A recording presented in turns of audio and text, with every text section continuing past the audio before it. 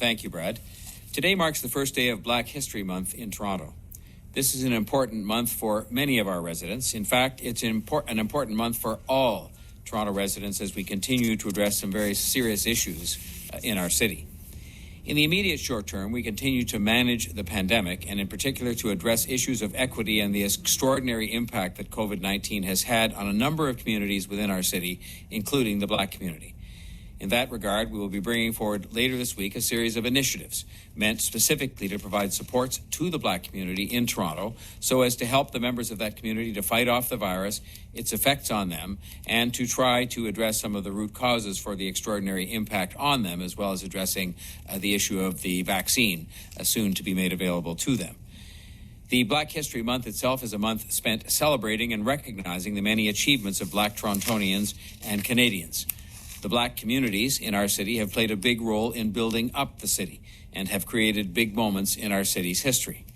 We need to do a better job of acknowledging that and making sure people understand and know that.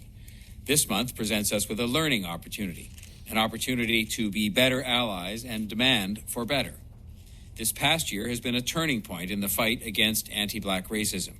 We have seen peaceful protests and people coming together to take a stand against racism in all of its forms.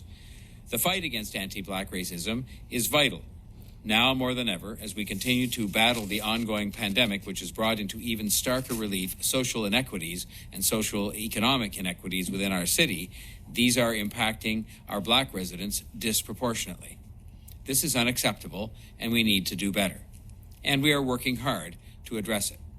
While this month is a time for us to celebrate, it's also a reminder of the work that we must do to eliminate anti-Black racism in our city and the hard work that lies ahead in continuing to create an equitable and inclusive city. Doing that requires the will and the determination that I can assure you that I have as mayor, shared with my council colleagues, and an unprecedented public consensus among the residents of our city. Beyond the will and the determination, we do have to better inform ourselves about the centuries-long Black history in Toronto. The good, which has consisted of pioneering and of achievement, and the bad, the racism, the inequities, and the opportunities denied. We need to have a greater awareness of all of it if we are to really move forward as a city.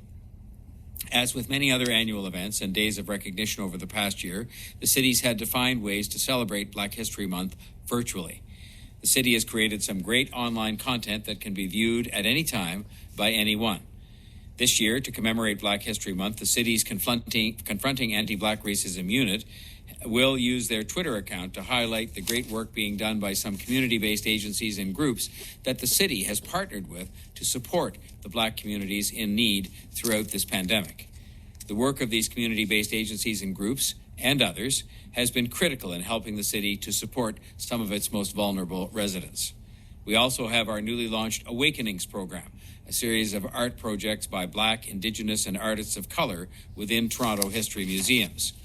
As well, late last year, Toronto Archives launched the Black History in Toronto webpage. The page highlights the history of Black communities, activists and leaders, service organizations, and much more. A listing of all of these events and how to access them is available at toronto.ca/Black History. Black History Month 2021 represents an opportunity to turn the grief and the frustration and the pain of 2020 into a sense of hope going forward. Hope that we can build on the resilience and the strength of Black Torontonians and inspire ourselves as people and as a city to be better allies in the fight against anti-Black racism, and in so doing, honor the history of Black Torontonians. I also had a meeting today with my colleagues, all of the mayors and regional chairs from the Greater Toronto and Hamilton area. A separate release has been issued in that regard, but I should just say that at that meeting we reiterated our call for simplified and expedited sick pay. It is a crucial tool in the fight against COVID-19. We asked for clarification with respect to the regulations as they relate to dog grooming, because there are inconsistencies that are arising in the region in that regard. We supported the recommendation coming from the Council of Medical Officers of Health with regard to the safe reopening of schools as soon as possible, and that these measures, of course, have to be put in place coincident with that reopening. And finally, the need for reopening planning. While we're not all the way where we need to be having a sound plan to be put in place to help us to reopen when the time comes. On Friday, another thing that we commended the governments of Canada and Government of Ontario for was the new travel restrictions that now have started to be implemented. I am, as Mayor of Toronto, fully in support of these restrictions, and I believe that these actions were not only necessary, but what we need to do right now as we battle COVID-19 and the variants. Those variants come to our country piggybacking on people, and then they can spread from there. The fewer people who arrive for now, the better the testing and quarantine arrangements are, then the better we will be to be able to manage the virus overall and to manage the variants. I want to thank the Government of Canada and the Government of Ontario for taking these additional actions to help stop the spread of COVID-19 and the variants. This is, once again, as much as we may not like it, short-term pain for a medium-term gain, and for that matter, pain avoidance. In short, these were the right things to do. Dr. de Villa has made it clear that the variants of the virus are a real concern and require immediate attention. She'll address yet another example of how concerned we need to be about this in her remarks today. I have echoed her words for some time now. I have certainly seen throughout the pandemic that timely action has the most positive impact.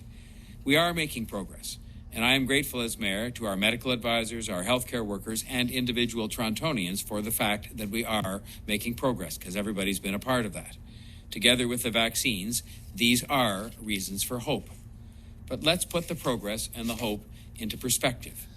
Thanks to these efforts made more recently, during the second lockdown, the Toronto 7-day average of new COVID cases has gone from 1,023 at its peak to 592 as of January the 28th. This is significant movement in the right direction. But let's remember, as recently as August of 2020, just a few months ago, that very same 7-day moving average was 15 in the city of Toronto. So we have come quite some distance in these past few weeks, but we simply have to stay the course to see this thing through. All of this will, I hope, remind people about the continued importance of following basic public health advice. Please stay home as much as possible. Please wear a mask. Please keep your distance from others. Please get tested if you have any symptoms, and please do not go to work sick. And please avoid gathering with people outside of your household.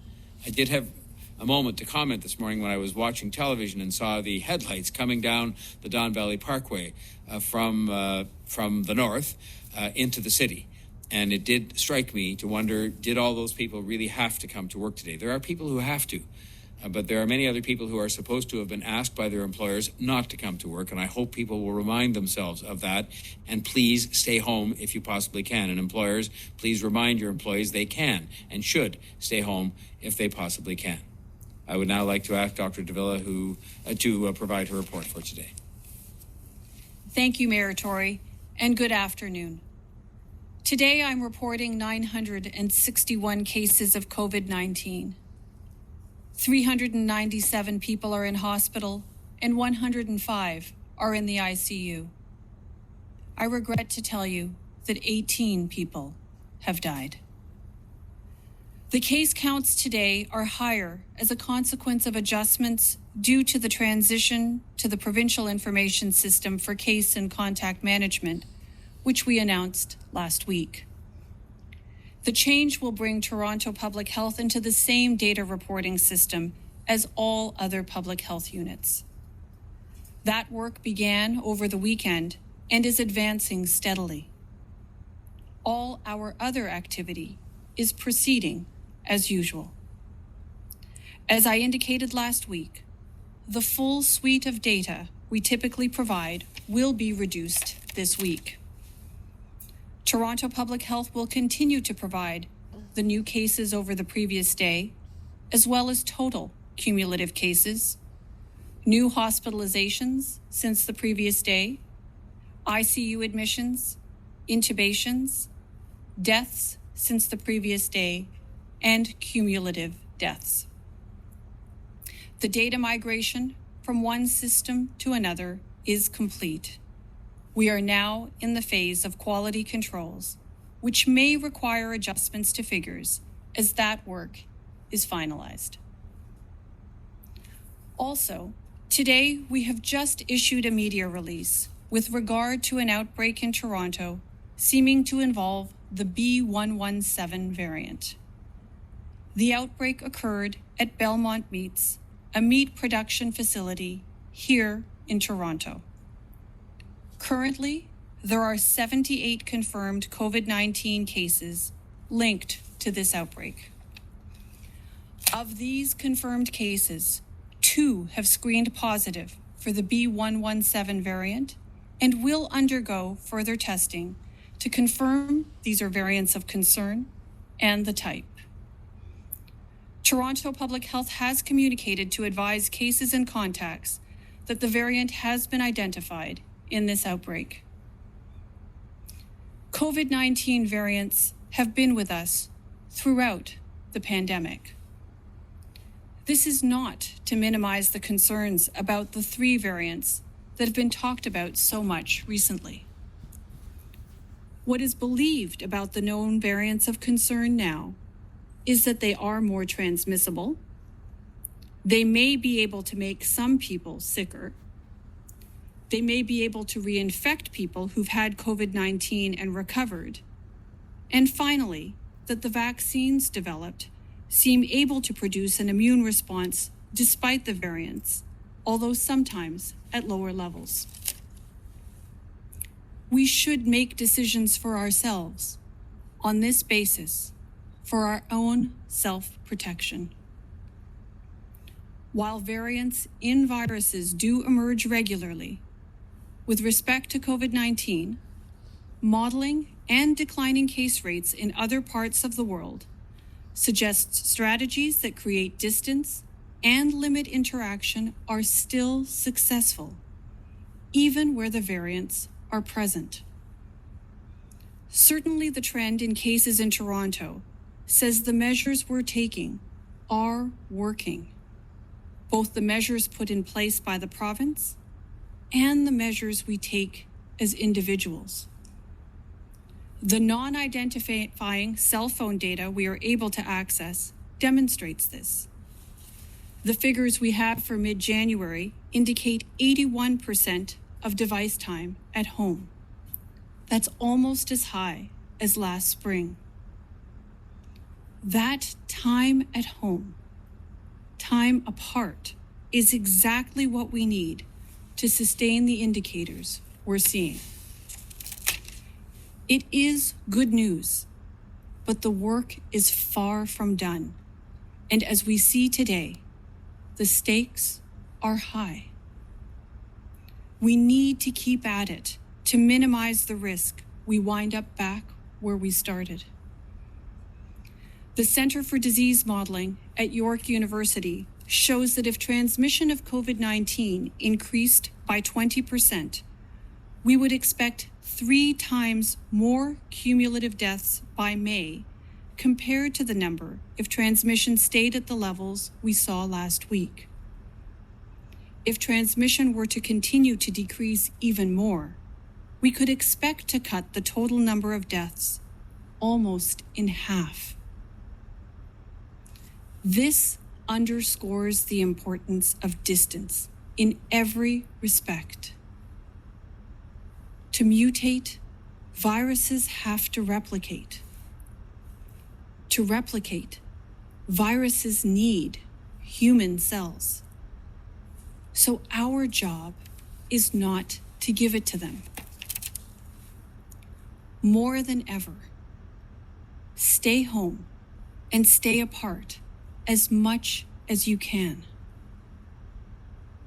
It's important we continue to see the recent decreases in case counts as a trend in the right direction, but not one to be taken for granted. One of the most important things we know is how variants occur and what we can do to limit the impact. Whatever you can do, however you can do it, distance, distance, distance, in any form you can create it, from space between you and others to wearing a mask as much as possible. I'll now hand it over to Chief Pegg to deliver his remarks. Thank you, Dr. de Villa, and good afternoon. Before I provide my formal update this afternoon, I'd like to extend our sincere condolences to the family, friends, and all those impacted by the terrible fire that claimed the lives of 4 Toronto residents on Friday morning on Gainsborough Road. This is an unspeakable tragedy that impacts each of us deeply. I'm very thankful that the injuries our firefighters sustained while working to rescue occupants and fight the fire were not life-threatening, and that we expect each to make a full recovery. Our thoughts are with the family, the community, as the investigation into the origin, cause, and circumstance continues. Our coordinated enforcement teams continue to work diligently to enforce the regulations relating to COVID-19. The city has taken formal enforcement action 2,110 times to date.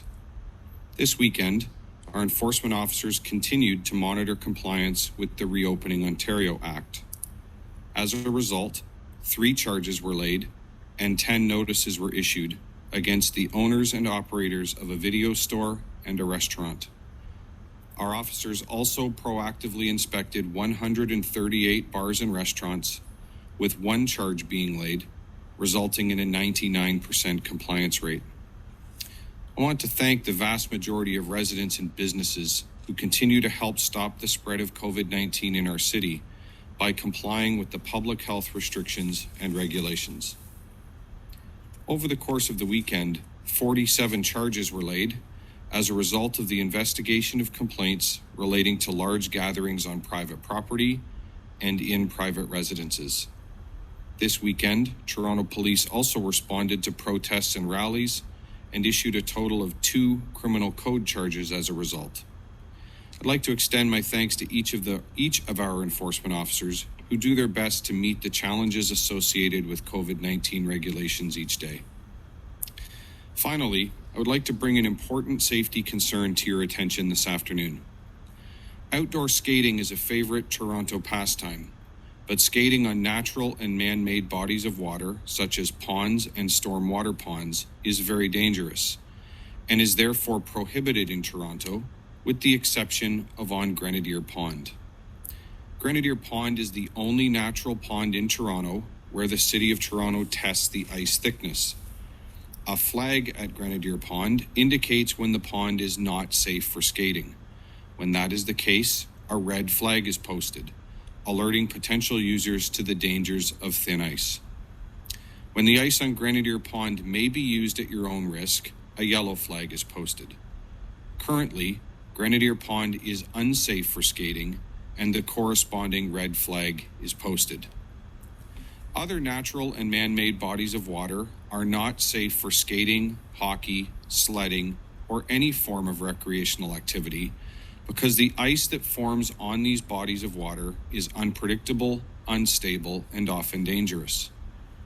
As temperatures fluctuate, pond water and ice levels also fluctuate and may become unstable. Salt runoff can also make the ice dangerous. Recently, 2 people have fallen through the ice at Grenadier Pond when it was deemed and posted as unsafe.